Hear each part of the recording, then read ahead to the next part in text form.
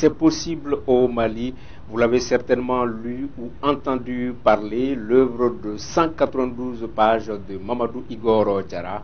Mamadou Igor Diarra, banquier, ancien ministre sous les présidents Amadou Toumani Touré et Ibrahim Boubacar Keïta, qui vient donc de publier ses livres aux éditions Cherche Midi. Pourquoi un tel ouvrage? Quelles sont les raisons qui ont prévalu à sa rédaction? Quel est également son regard sur l'actualité au Mali? Autant de questions que nous allons aborder pendant 52 minutes avec lui. Monsieur Diarra, merci d'avoir accepté notre invitation.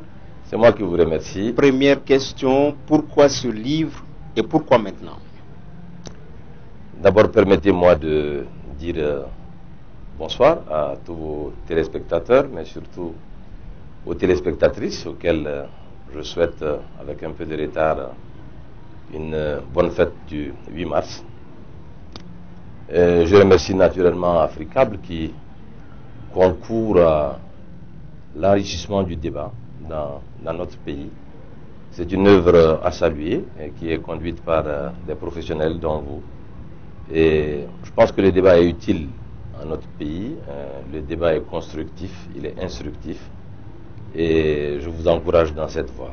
Donc c'est tout heureux que je participe à cette émission après plusieurs autres personnalités. Alors, c'est possible au Mali, comme vous l'avez si bien prononcé, et pourquoi maintenant? D'abord,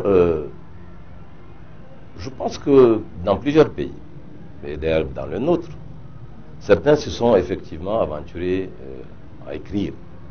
C'est pas évident d'écrire. Ça demande du temps, ça demande beaucoup de rigueur. Mais je dirais tout simplement que pour quelqu'un qui a vécu, grandi au Mali, qui a eu la chance d'étudier, de vivre dans un certain nombre de localités, mais surtout de travailler dans des secteurs qui sont importants dans notre pays, notamment dans la banque, d'avoir eu le privilège d'exercer des responsabilités, en tout cas dans les plus grandes banques de ce pays, mais surtout d'avoir aussi eu une carrière gouvernementale dans des secteurs stratégiques. Comme vous l'avez si bien rappelé, sous le président Amadou Toumani Touré, j'avais la charge de 3 secteurs, donc les mines, l'énergie et l'eau. Et plus récemment, sous le président Ibrahim Boubacar Keïta, j'ai eu la chance aussi et le privilège d'être à la tête du département de l'économie et des finances. Donc, je crois que quand on a eu la chance de connaître un tel parcours, c'est utile de le partager. Si on doit en venir au titre spécifique du livre, c'est possible au Mali. Qu'est-ce qui est possible au Mali, plus précisément? J'ai choisi ce titre après plusieurs hésitations parce que d'abord on peut l'analyser au passé, au présent, mais également pour le futur. D'abord, ça a été possible au Mali. Mais quand vous regardez mon itinéraire, qui est, on va dire, un peu atypique, naître dans un pays très froid, à moins 40 degrés, venir pendant son jeune âge au Mali, être intégré, vivre dans le terroir, faire l'école, gravir les échelons, avoir eu le privilège de travailler à la tête des plus grandes banques de ce pays, connaître son pays, je dirais, de Djibouli jusqu'à Taoudéni, en passant par plusieurs localités, plusieurs marchés, plusieurs catégories socio-professionnelles. Je considère que c'est un privilège qui m'a permis par la suite d'occuper donc de très hautes fonctions dans les gouvernements que vous avez rappelés. C'est curieux, c'est comme si vous transposez le rêve américain au rêve malien. Y a-t-il un rêve malien finalement? Je pense que c'est le cas. C'est la preuve que ce n'est pas qu'aux États-Unis qu'on est capable de rêver. Donc je disais que ça a été possible, cela a été possible au Mali. Alors le Mali aussi récemment a rencontré énormément de crises. On ne va pas les rappeler toutes. Mais quoi qu'on dise, nous avons tenu. Et nous tenons encore, bien que difficilement. Cette résilience-là, cela aussi a été possible, et c'est toujours possible, puisque nous sommes encore dans des difficultés. Enfin, je suis très optimiste. À un certain nombre de conditions, nous pouvons effectivement nous en sortir et envisager un avenir beaucoup plus radieux, parce que c'est un pays qui a énormément d'atouts, c'est un pays qui a énormément de richesses, et il est d'abord riche d'une jeunesse qui vit, d'une jeunesse qui a des attentes.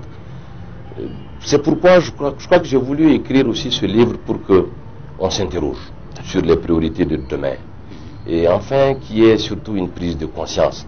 Parce que à l'exercice du pouvoir, il y a un certain nombre d'aspects qui souvent frôlent les limites de la déviance. Et je pense qu'il faut en tirer tous les enseignements pour bâtir le socle d'un progrès social et surtout du bien-être pour une majeure partie de nos compatriotes.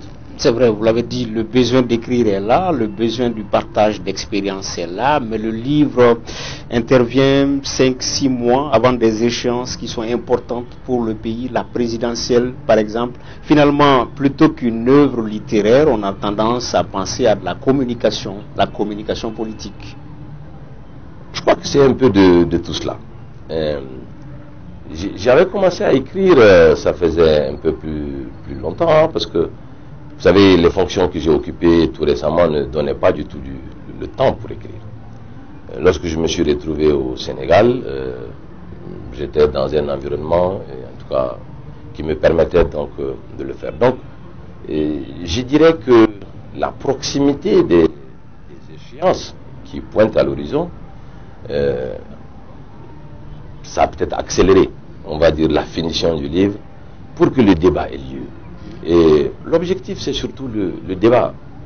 Et je crois que, en tant que dirigeants, tous ceux qui ont eu à diriger ce pays ou qui prétendent de le diriger, ils doivent proposer. Nous pouvons peut-être même avoir le même diagnostic, nous pouvons avoir certainement même les mêmes solutions.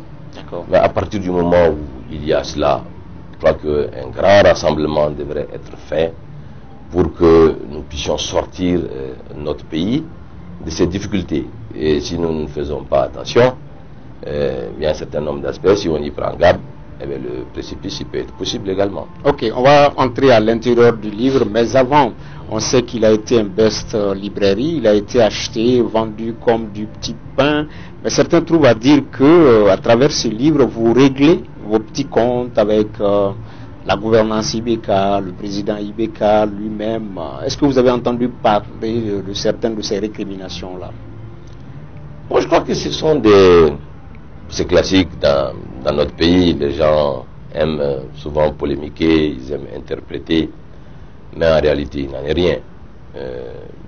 Entre le président de la République et moi, il y a des relations, je dirais, même affectives. Mais il y a eu aussi des relations professionnelles.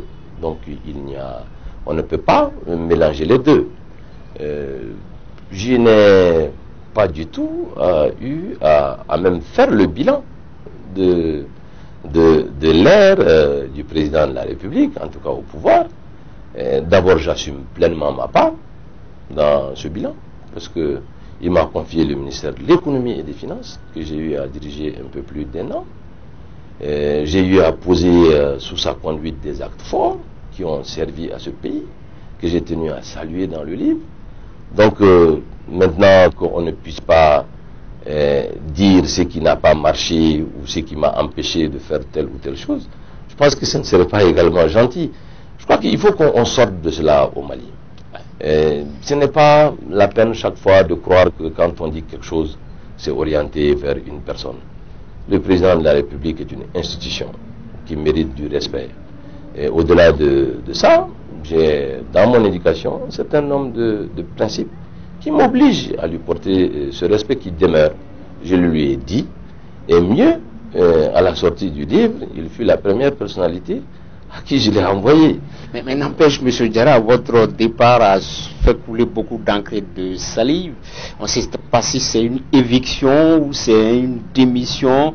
Juste là, les Maliens s'interrogent sur les raisons de votre départ du gouvernement. C'est laquelle expression des deux? Éviction, démission? Bon, vous choisirez celle que vous voudrez, mais d'autres confrères m'ont posé en fait la même question. Souvent, je ne sais même pas pourquoi d'abord ça passionne autant les gens. Pour moi, être membre d'un gouvernement, ce n'est pas un contrat à durée indéterminée.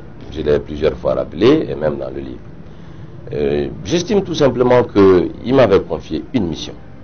Cette mission s'est arrêtée un jour. Les raisons qui ont concouru à cela, bon, sont nombreuses. Je rappelle quand même que j'ai été ministre de l'économie et des finances dans un contexte très très difficile. Le Mali sortait des problèmes. Il avait énormément d'incompréhension avec les bailleurs de fonds, notamment le Fonds monétaire international. Il a fallu s'attaquer à un certain nombre de problèmes, mais de façon très vivace, je dirais.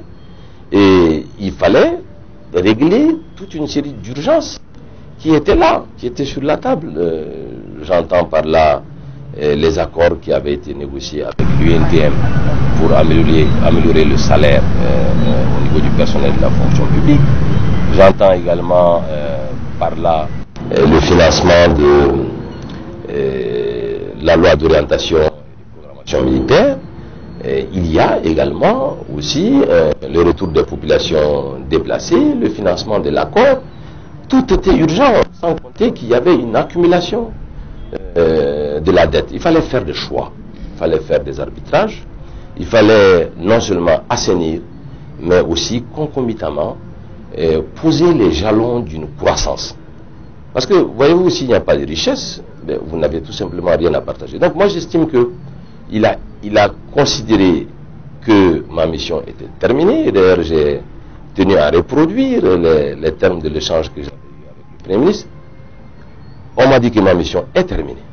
Maintenant, on m'a proposé un autre ministère pour que je reste membre du gouvernement. J'ai estimé que ce n'était pas pour cela que j'étais venu initialement, parce que j'ai rappelé que c'est avec quelques réticences que j'avais accepté ce poste. Donc, vraiment, il n'y a aucun problème. Je critique souvent les hommes politiques professionnels qu'ils en ont fait de la politique leur métier. Et moi, jusque-là, ce n'était pas le cas. Donc, vous ne vouliez pas non plus la primature, puisque là également, on a entendu dans les rues de Bamako que votre appétit allait grandissant et que vous vouliez devenir Premier ministre. Bon, d'abord, vous imaginez, après plusieurs expériences gouvernementales, je sais comment on devient Premier ministre. Et je ne dis pas que ça se fait sur CV, comme beaucoup de gens le croient. C'est le président de la République qui nomme le Premier ministre. Personnellement, je ne lui ai jamais demandé cela.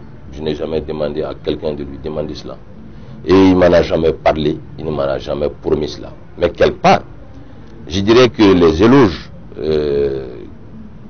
dont j'ai eu à bénéficier, de sa part lui-même, quand nous avions organisé avec brio la conférence de l'OCDE en France, avec plus de 2000 milliards d'annonces en faveur de la relance économique du Mali, c'est certain que tous ces compliments qui m'étaient souvent adressés sont venus raviver un certain nombre de jalousies. Mais un ministre de l'économie et des finances n'est jamais populaire.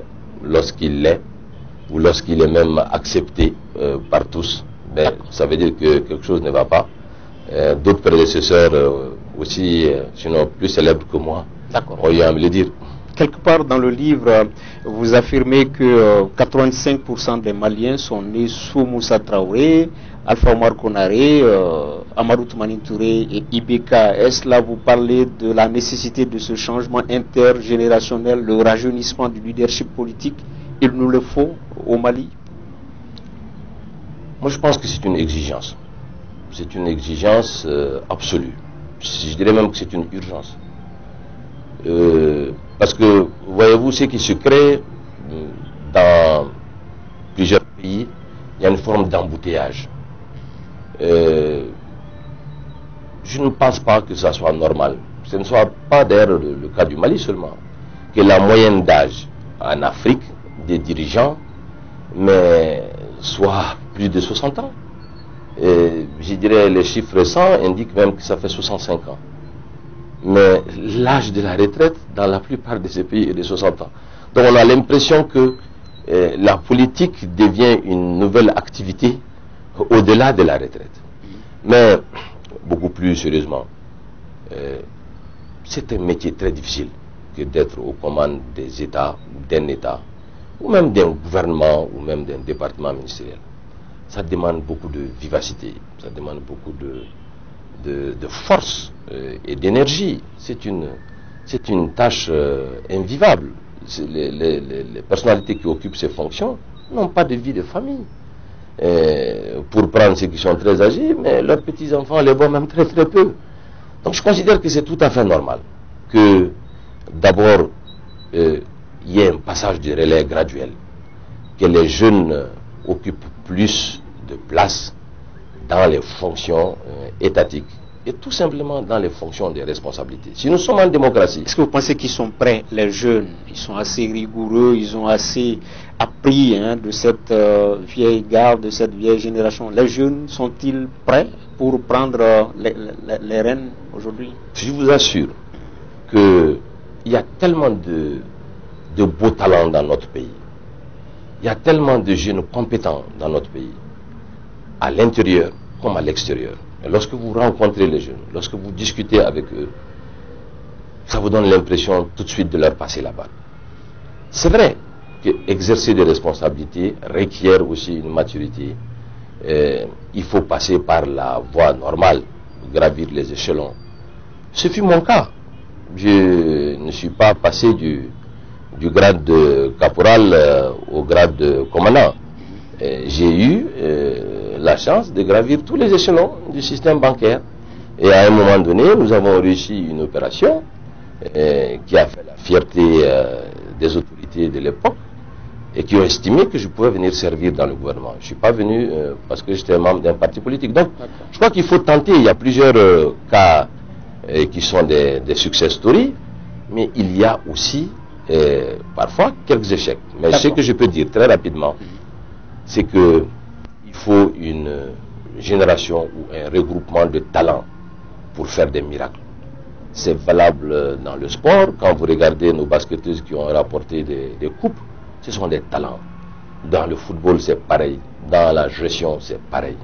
Le Mali, aujourd'hui, a besoin d'une conjugaison d'efforts, de talents. Ok. Dans le livre, vous parlez également de vos passages, respectivement sous Amadou Toumani Touré au niveau du ministère des Mines, de l'Énergie et de l'Eau, également sous Ibeka au niveau du ministère de l'Économie et des Finances. Oui. Quelles ont été les actions concrètes réalisées au niveau de ces départements-là? Bon, je pense que pour ce qui concerne l'énergie et l'eau, c'est là où nous avons la plus grande satisfaction. D'abord, il fallait mener une réforme très ambitieuse pour séparer le secteur de l'électricité de celui de l'eau. Le secteur de l'électricité était structurellement déficitaire et celui de l'eau était bénéficiaire. Mais les deux manquaient d'investissement. Donc cette séparation a eu lieu. J'ai eu le bonheur de porter ce projet donc de création de la SOMAPEP et de la SOMAGEP. Ça a donné immédiatement des tables rondes qui se sont d'ailleurs poursuivies en plusieurs centaines de milliards de francs CFA. Ces projets sont en cours. Ils ont connu des retards à cause des crises que nous avons connues, mais parfois à cause des aléas administratifs.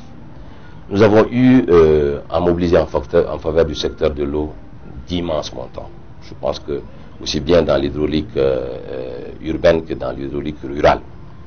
Pour ce qui concerne l'électricité, je dois quand même avouer que nous avons élaboré le plus grand projet du secteur de l'énergie au Mali, qui s'appelle toujours, parce qu'il vit toujours, le projet d'appui au secteur donc, de l'électricité, qui était un projet de l'ordre de 120 millions de dollars. C'était la première fois que la Banque mondiale finançait une opération de cette envergure dans la sous-région. Et nous avions élaboré une politique, et cette politique était basée sur l'anticipation, mais également sur l'entretien de nos installations pour répondre à une demande croissante qui est au-delà de 10% des besoins en électricité de notre pays. Mais il faut poursuivre les investissements. Il faut surtout entretenir les installations que nous avons, ce sont les barrages. Les barrages les plus importants sont Manantali, Selengue. Nous avons aussi des centrales thermiques, Balengue, et puis bon, plus celles qui sont en location, plus un accès pour l'interconnexion avec la Côte d'Ivoire. Okay. Donc il faut investir. Okay. Il faut investir, et je pense que les difficultés que nous rencontrons aujourd'hui sont dues à l'absence de la poursuite des investissements et surtout à la non-poursuite de la réforme que nous avions convenu au niveau du gouvernement en 2010. Okay. Avant d'en venir au ministère de l'économie et des finances, quand vous étiez au niveau du ministère des Mines, il y a eu cette observation selon laquelle le Mali n'était pas parvenu à faire relire le code minier. Notamment, on disait que l'or ne brillait pas pour tous les Maliens. À l'époque, on l'entendait et c'était vous, le chef du département à l'époque. Moi, j'ai eu deux privilèges. D'abord, celui de lancer le chantier du nouveau code minier, mais c'est surtout aussi celui d'obtenir le financement pour créer la chambre des mines au Mali. Les gens oublient que c'est quelque chose qui n'existait pas. C'est très très difficile de réformer le secteur des mines. Et vous avez un lobby international énorme qui tire toujours à ce qu'il y ait plus de facilité, qu'il y ait plus d'exonération, moins de taxes. Et il y avait aussi un problème environnemental qui aujourd'hui se pose avec acuité. C'est que ceux qui investissent dans les mines parfois tournent le dos et elles laissent nos localités, bon, je dirais dans un processus de condamnation où ni les populations, même ni les animaux ne peuvent parfois survivre. Et je crois qu'on est rentré dans l'ère des mines sans être préparés. Jusqu'à présent, nous ne sommes pas bien entourés, en fait, concernant les investissements. Parce que dans les autres pays qui ont réussi, ils se font souvent même accompagner par des cabinets internationaux. Mais nous avons eu ici au Mali, parfois, à négocier un certain nombre de conventions sans être entourés. Donc, ce n'est pas des conventions qui sont nécessairement favorables au Mali. Et c'est pour cette raison, d'ailleurs, que nous ne ressentons pas l'impact qu'on aurait dû ressentir sur les dividendes miniers. Et d'ailleurs, les décisions se prennent à ce niveau souvent. C'est eux qui décident s'ils vont nous donner quelque chose et combien ils vont nous donner. Et je l'ai dit l'autre jour de façon humoristique, que les conseils d'administration même parfois se tiennent en anglais, tandis que les cadres qui représentent l'État du Mali ne sont pas familiers de la langue de Shakespeare. Okay. Par rapport au ministère de l'économie et des finances, on a été un peu surpris, ceux qui vous ont un peu côtoyé, qui vous ont connu, parce que vous êtes venu au lendemain de scandales qui ont failli ébranler la République, l'histoire de l'avion, les équipements militaires. Peut-être c'est dans ce contexte que vous êtes venu au département de l'économie et des finances.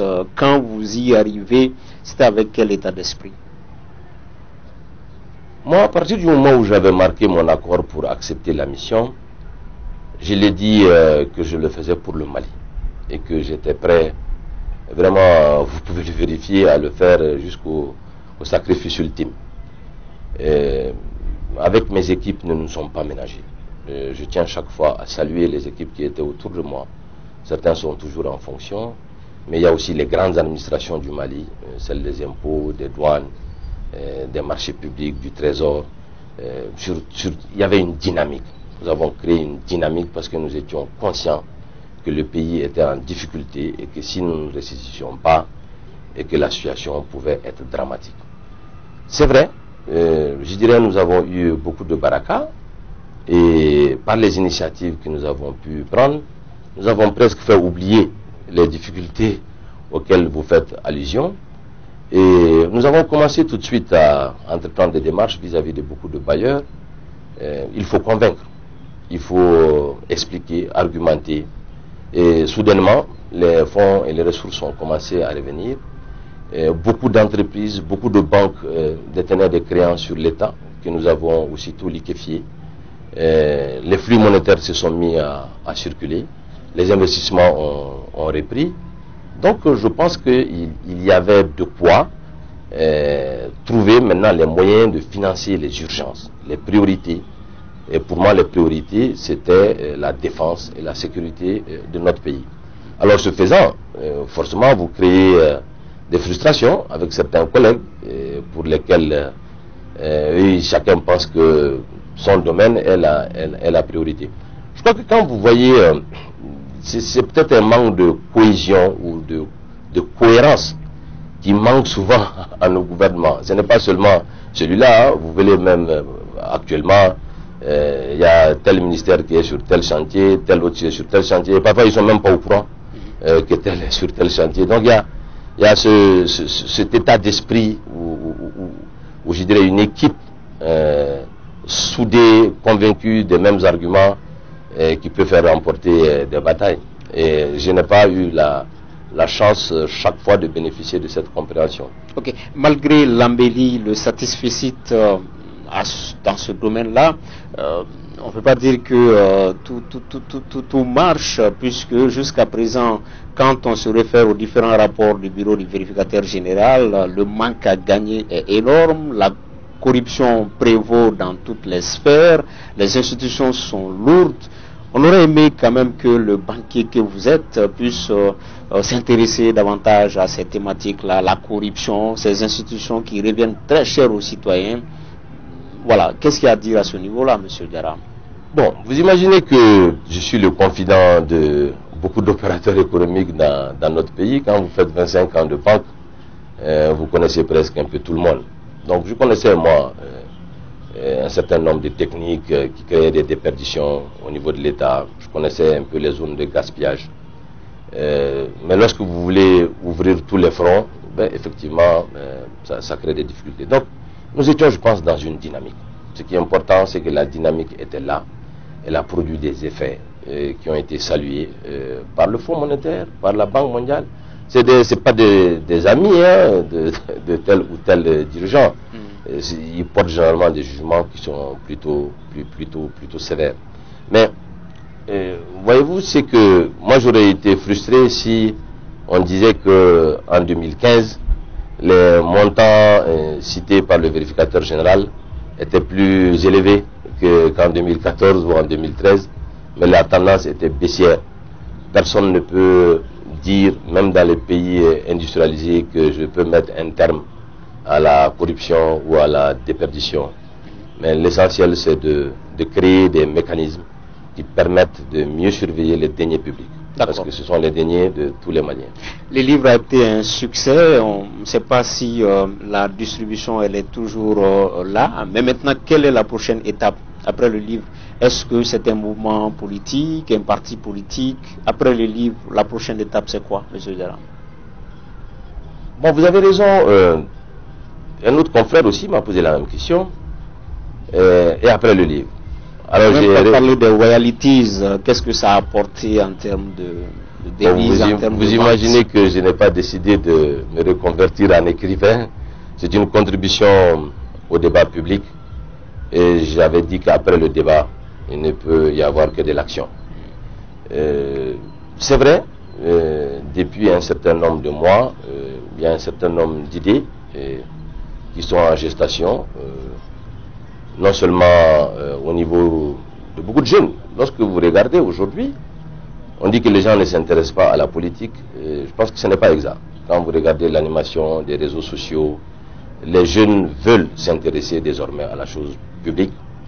Et ce ne sont plus les mêmes jeunes que les jeunes de 91. Les jeunes de 91 ont déjà un quart de siècle d'existence. Donc il y a des revendications nouvelles, il y a des attentes nouvelles. Il faut pouvoir être à l'écoute de cette jeunesse, mais il faut également anticiper sur ses besoins.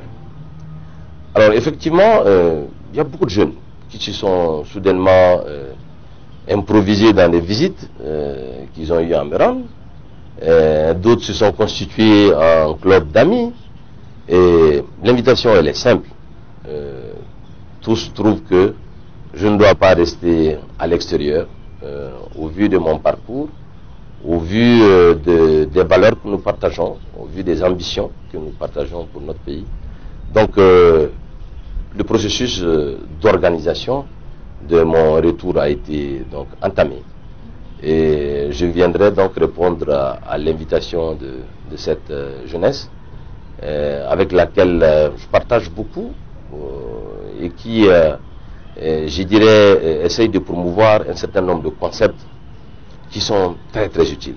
Je prends par exemple un regroupement qui s'appelle Wele Wele, qui est un regroupement L'Appel, qui aujourd'hui se bat pour sensibiliser nos populations pour qu'on puisse servir ensemble. C'est important d'être ensemble face aux difficultés. Pour qu'on puisse demeurer sérieux. Et c'est très très important aujourd'hui d'être sérieux. La situation est tellement grave qu'on ne peut pas s'amuser, on ne peut pas se divertir dans les invectives ou dans un certain nombre de choses. Donc c'est une œuvre pédagogique. Et puis l'autre concept que ce regroupement a développé, qui est le Horoya, pas au sens noble du terme que nous utilisions dans les traditions, mais c'est surtout un état d'esprit, une conscience, une responsabilité individuelle, familiale et collective face aux enjeux de demain. Donc je pense que tous ces mouvements-là sont des mouvements dans lesquels je me retrouve, que j'encourage vivement, et nous allons peser sur le débat. Nous allons exister, et nous n'allons plus tout simplement subir, nous allons réagir uniquement dans l'intérêt de notre pays. Ce n'est pas une position orientée ou figée contre tel ou tel regroupement ou contre telle ou telle personnalité. Bien au contraire, je pense que tous s'enrichiront des idées novatrices qui sont véhiculées ici. Ok, il y a une évidence, hein, vous avez montré vos preuves, que ce soit au Mali, dans la restructuration de certaines banques, que ce soit récemment au Sénégal, d'où vous venez, hein, en un laps de temps, vous êtes parvenu à hisser la BOA au rang de deuxième banque du pays. Mais M. Diarra, un bon argentier, un bon financier n'est pas forcément un bon politique. La crainte de certains Maliens, c'est que en descendant dans le marigot politique, que l'effet recherché, que ce ne soit pas contraire. Vous trouvez bon banquier, bon financier, mais est-ce que c'est possible de transposer tout de suite au niveau de la politique? Vous savez, d'abord je m'interroge parfois si je suis un financier pur, tellement que mon parcours professionnel m'a amené dans certains secteurs. Je vous ai dit que j'ai été en charge de 3 secteurs. Vous savez, il y a un secteur qui vous rapproche beaucoup de la population, c'est celui de l'eau ou de l'éclairage. Il y a tellement de localités que moi j'ai eu à connaître, où j'ai eu des poignées de main chaleureuses de femmes et d'enfants, que ce soit à Omburi, que ce soit à Djéné, que ce soit à Douanza ou à Diré. Vous n'êtes pas déconnecté. J'ai eu la chance, j'ai eu une immense chance de connaître mon pays. Il n'y a pas de marchés régionaux où je ne suis pas rentré, soit dans les boutiques de pêcheurs, ou ceux qui vendent les filets à Mopti, ou ceux qui vendent des céréales à Caille. C'est un privilège immense que j'ai eu. Donc je connais notre pays, je connais mon pays, je connais les populations de mon pays, je connais les citoyens, je connais leurs besoins, je connais leurs attentes. Et je suis moi-même issu d'un village dans lequel je suis profondément ancré, dans la région de Ségou, plus précisément à Markala. Donc je n'ai jamais eu cette coupure-là avec la société réelle. Mais bien au-delà, je ne voudrais pas quand même aussi faire offense à mes confrères du système bancaire que je tiens ici à saluer, qui sont en fait des banquiers extraordinaires, hein, parce que pouvoir parler avec un ouvrier et lui faire un prêt, parler ensuite avec un industriel pour monter une usine, le métier de la banque est aussi un métier de noblesse. Je tiens à rendre hommage à cette profession qui aujourd'hui donc aide à trouver des solutions aux problèmes de financement de l'État, des sociétés, mais également des individus. Ok, le 29 juillet, c'est le premier tour de la présidentielle, c'est un tout petit peu loin, on n'en est pas là, mais M. Diarra, vous êtes annoncé dans une coalition qui regrouperait Cheikh Modibo Diarra, Jamil Bitar, etc., etc. Est-ce que vous avez eu vent de cette information, comme quoi vous êtes annoncé dans cette coalition-là? Bon, je viens d'arriver. S'il y a un domaine dans lequel au Mali on excelle, c'est aussi de la politique fiction. Je crois que c'est C'est une bonne chose, c'est un exercice sain et ça participe à la vitalité de la démocratie. Non, je tiens d'abord à vous rassurer que j'ai d'excellents rapports avec une multitude de formations politiques, pour ne pas dire avec des personnalités politiques de notre microcosme. Des deux camps, majorité opposition ou de l'opposition seulement? Bien sûr. Bon, c'est vrai que j'ai beaucoup plus d'échanges avec ceux qui se situent aujourd'hui de ce qu'on appelle l'opposition, qui n'est d'ailleurs pas aussi structuré qu'on le pense, qu'avec ceux qui sont dans la majorité. Peut-être c'est dû à mon départ. Mais formellement, il n'y a pour le moment pas d'accord tacite avec tel ou tel regroupement. Je viens d'arriver, donc ce sont des échanges qui auront lieu. J'ai dit un peu à certaines personnalités ce que je pense. Les aventures des candidatures uniques ou des regroupements pour tirer sur une seule cible, on en a connu dans notre pays et on sait comment souvent ça s'est passé. Le Mali n'est pas la France ou les États-Unis où on peut organiser des primaires, et même dans ces pays-là, ça crée quelques problèmes. Je pense que nous avons accepté le jeu démocratique, les règles démocratiques, les textes qui ont été faits dans notre pays permettent un peu à tout le monde de se présenter. Certains peuvent se présenter sous la bannière des partis, d'autres personnalités peuvent certainement se présenter comme des indépendants. Je rappelle d'ailleurs que ce ne sont pas les partis qui sont élus, ce sont des personnalités, et l'expérience politique récente de notre pays le démontre. Donc je crois que les combinaisons et les contacts sont possibles, mais il ne faut pas commencer la campagne avant la campagne. Moi, je crois que les gens doivent se retrouver surtout autour d'idées, autour d'un projet. Ils doivent avoir la même lecture, la même prise de conscience de la gravité du moment.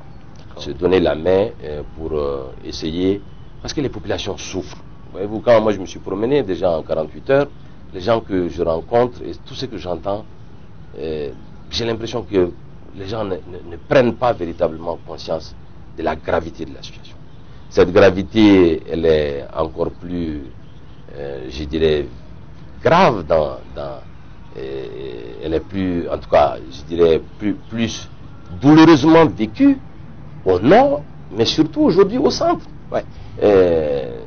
Donc je crois qu'il faut qu'il y ait moins de débats, mais il faut qu'il y ait plus d'action, qu'il y ait des mesures pragmatiques, concrètes, et qu'on aille à l'essentiel. D'accord. Justement, pour qu'on en arrive à la présidentielle au 29 juillet, il faut que le pays soit stable, sécurisé.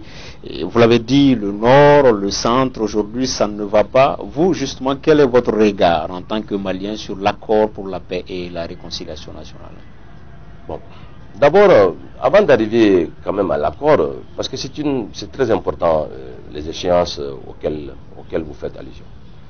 Vous savez, ici, il y a un autre aspect que nous aimons souvent dans la gestion, ce sont les réunions. On tient tellement de réunions. Il y a beaucoup de réunions, il y a beaucoup d'accueils, il y a beaucoup de cérémonies. Et parfois on se demande d'ailleurs à quoi ça sert. Pour moi, les réunions qui doivent se tenir aujourd'hui autour de ces élections doivent soulever les points les plus importants. Pour organiser des élections, il faut des ressources financières. J'ai vu dans la loi des finances qu'il faut à peu près 45 milliards pour faire face à ces élections. Je n'ai pas de visibilité aujourd'hui sur la mobilisation de ces ressources et je n'ai pas entendu un seul partenaire indiquer aider le Mali à financer le processus électoral. Cela m'inquiète, surtout lorsqu'on regarde la situation financière, les instances de paiement qui sont aujourd'hui au niveau du Trésor et surtout les rétrécissements de la liquidité au niveau de la zone UEMOA. La BCEAO a eu à prendre un certain nombre de mesures. Il n'y a pas d'argent. La Côte d'Ivoire, comme le Sénégal, sont sortis sur le marché international pour aller chercher des ressources en dehors de la zone. Donc il n'y a pas de l'argent dans la zone et donc il n'y a pas de l'argent au Mali. Et c'est pour ça qu'il y a aujourd'hui un certain nombre de difficultés. Il faut chercher de l'argent. Avons-nous l'argent ou pas? Deuxième défi par rapport à cet aspect qui doit faire l'objet d'un ordre du jour dans ces réunions, c'est quand même un défi logistique. Je pense que le ministre Ousmane Sy avait eu à poser un certain nombre de questions. Il a de l'expérience. Mais c'est toute une chaîne en partant des urnes, de l'encre indélébile, tous ces marchés-là, ou bien ce matériel, il est déjà là, auquel cas on peut rassurer les gens sur les élections. L'autre aspect non négligeable, ce sont les listes électorales, c'est les cartes NINA, mais tout le monde est au courant qu'il y a des difficultés autour de ça. Je pense que le gouvernement doit indiquer clairement quelles sont les mesures qui ont été prises pour rassurer les gens. Il restera ensuite l'aspect sécuritaire, et ça, c'est un autre enjeu. Sécuriser 800 000 km², parce que c'est ça la zone aujourd'hui qui fait l'objet d'insécurité, en quelques mois, je prie le Tout-Puissant qu'il puisse nous aider à le faire. Maintenant, on peut décider de faire les élections sur une partie du territoire. Là encore, il faut en convenir. Donc pour moi, tout le monde souhaite qu'il y ait des élections, et surtout des élections apaisées, dans un bon climat. Notre pays a besoin de cela. Notre pays a besoin de paix sociale, et surtout de paix ethnique. Parce que je rappelle qu'aujourd'hui, il y a un certain nombre d'échos qui nous parviennent du centre, qui inquiètent véritablement, et le gouvernement doit s'investir. Maintenant, pour revenir à l'accord, j'étais au gouvernement lorsque cet accord a été négocié et cet accord a été signé. Et je soutiens cet accord. J'encourage tous les Maliens à s'approprier de cet accord. Je déplore tout simplement que nous n'avons pas assez communiqué sur cet accord. Je déplore également du fait que nous ne sommes pas bien préparés avant pour aller à ces négociations. Nous, au niveau du Mali, mais également au niveau même de la partie des mouvements armés. J'ai indiqué que le problème le plus important au nord, c'est dans la ville de Kidal, mais c'est le problème de l'eau. Mais lorsque vous regardez l'accord, le problème de l'eau est traité pratiquement à la dernière page, dans l'annexe 3. Et on vous parle d'ailleurs d'un forage à Kidal. Mais pour qui sait que l'eau à Kidal aujourd'hui est pratiquement à 200 mètres de profondeur. Donc les véritables problèmes n'ont été posés ni parfois par la partie malienne, ni par la partie des mouvements rebelles. Mieux, c'est que les aspects qui sont dans l'accord présentent encore d'autres difficultés. Donc aujourd'hui, je crois qu'à un moment donné, il est important qu'on puisse s'asseoir et puis parler de l'accord.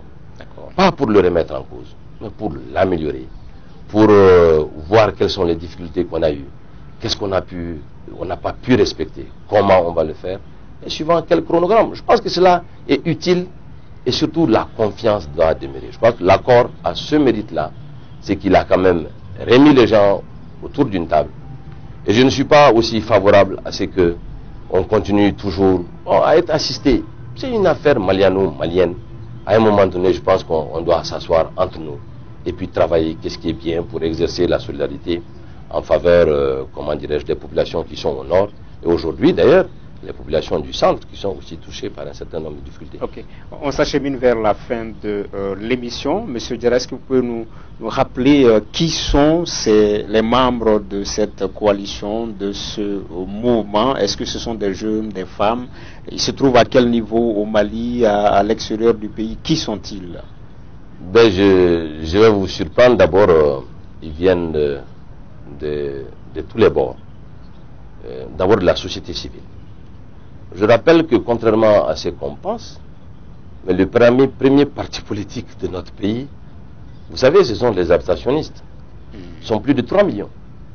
Aux élections de 2013, ils étaient plus de 3 millions. Ce sont des gens qui ne se sont pas intéressés à la vie politique. D'ailleurs, comme nous autres. Je crois qu'il y a une prise de conscience aujourd'hui pour que les Maliens s'occupent de la chose publique. Les personnes avec lesquelles nos différents regroupements, parce qu'il y en a plusieurs, je vais en citer quelques-uns, j'espère ne pas en vexer d'autres, ils sont un peu partout dans les régions, à Bamako, dans les principales villes ou dans les principaux pays où nous avons une forte diaspora. C'est une dynamique qui aujourd'hui est en train de prendre corps, mais uniquement autour des idées. Je vous ai dit que je partage et je soutiens les idées et les principes qui sont véhiculés par le mouvement Wele Wele. La coordination des amis, de mes amis, aujourd'hui compte plusieurs milliers de membres. Ils animent des sites, ils animent, je dirais même des clubs, chose que je ne leur ai pratiquement même pas demandé. Il y a l'Union des Patriotes, il Il y a l'initiative pour le renouveau du Mali en France, mais il y a aussi le mouvement pour la paix et la démocratie. Donc, il y en a beaucoup d'autres. Et je puis aussi vous assurer que nous avons beaucoup d'échanges, même avec des jeunes, qui aujourd'hui pensent leur carrière politique obstruée dans les partis politiques traditionnels. Parce que ces partis politiques issus, je dirais, du mouvement démocratique du 26 mars, ils sont là, ça fait un quart de siècle. Je pense qu'il faut se poser la question, qu'est-ce qui a été fait? Ce sont des deniers publics qui ont été accordés à ces partis. Chaque année, il y a 2 milliards, 3 milliards qui sont distribués. D'ailleurs, je m'interroge, si on n'avait pas fait ça, aurait-il pu mobiliser autant d'électeurs? Je pense que notre pays a besoin d'un nouveau souffle, d'un renouveau politique. Par rapport à la chose publique, nous avons besoin d'un État agissant. Et nous avons besoin de nous occuper de nos priorités, qui sont la défense, la sécurité, lutter contre l'exclusion et surtout la pauvreté, mais bâtir le socle aussi d'une économie de production de biens et de services. Ok. Un dernier mot, un message particulier à l'endroit des Africains, des Maliens qui vous regardent ce soir sur Africable, avant de se quitter. Merci à tous ceux qui nous ont suivis. L'Afrique est un beau continent et le Mali est un pays extraordinaire. C'est un pays où il faisait bon vivre. C'est un pays où les gens sont agréables. Nous sommes tous des amis, des parents. Je crois que nous avons quelque chose d'extraordinaire. Tous ceux qui viennent ici ont envie de revenir. Mais beaucoup de choses sont en train de disparaître. Il y a un effort à faire sur soi-même. Chacun à son niveau. Individuellement comme collectivement. Je crois que l'heure est quand même grave. Le Mali est à la croisée du chemin. Ça ne sert à rien de se leurrer. Et ceux qui dénoncent ou ceux qui suggèrent ne sont pas les ennemis du Mali. Je pense que nous pouvons sauver ce pays en se rassemblant, en accordant plus d'attention à la jeunesse qui est ta force vitale. Et c'est une des principales raisons de mon combat. Ok. Ainsi prend fin ce numéro de Politique l'invité. Notre invité ce soir était Mamadou Igor Diarra qui vient de publier ce livre, C'est possible au Mali. Avec lui, nous avons parlé des raisons qui ont prévalu à la rédaction de cet ouvrage. Avec lui également, nous avons abordé son regard sur l'actualité, l'accord pour la paix et la réconciliation, la lutte contre la corruption. Merci de l'avoir suivi. À dimanche prochain sur Africa Télévision avec un autre invité politique.